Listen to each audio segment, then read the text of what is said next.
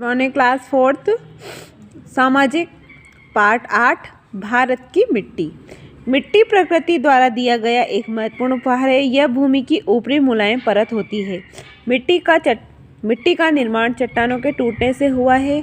जल और हवा इन चट्टानों के पूरे चूरे के कणों को एकत्र करके परत के रूप में मिट्टी को जन्म देते हैं।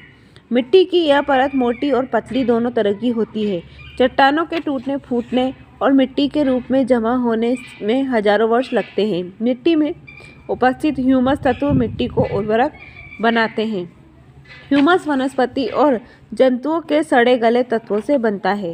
मानव का पोषण मिट्टी पर ही निर्भर करता है। भारत में धरातल, जलवायु आदि से संबंधित अनेक भिन्नताएं पाई जाती है। धरातल विविधताएं मिट्टी में भिन्नता उत्पन्न कर देती है। भारत की मिट्टियों को निम्न प्रकार वर्गीकृत किया जा सकता है। जलोढ़ मिट्टी, नदियों द्वारा लाई गई काप मिट्टी को ही जलोढ़ मिट्टी कहा जाता है। उत्तर भारत के विशाल मैदान में नदियों द्वारा बिछाई गई काप मिट्टी से जलोढ़ मिट्टी का निर्माण हुआ है। यह मिट्टी बहुत उपजाऊ होती है। इस मिट्टी में गेहूं, गन्ना, चावल, तिलहन और जूट की खेती खूब की जाती है।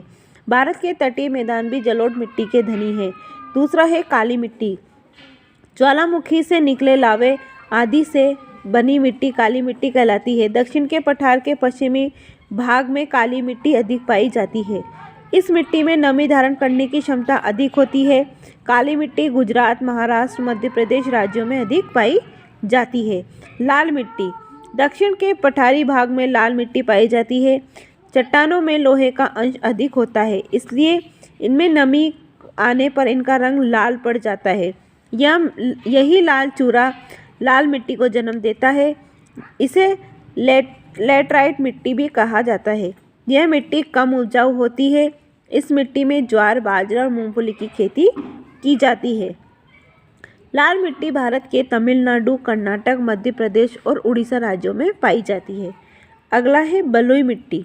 बालू प्रधान मिट्टी को बलुई मिट्टी कहा जाता है। बलुई मिट्टी उपजाऊ नहीं होती। इस मिट्टी में नमी धारण करने की क्षमता भी नहीं होती। इस मिट्टी में सिंचाई करके ज्वार, बाजरा, चना और कपास उगाई जा सकती है। भारत के मरुस्थलीय क्षेत्र में बलुई मिट्टी की प्रधानता। पर्वतीय मिट्टी, हिमालय पर्वत के ऊंचे भागों में रेत, कंकड़, पत्थर युक्त मिट्टियाँ पाई जाती है। इस मिट्टी में चाय और फलों की खेती की जाती है।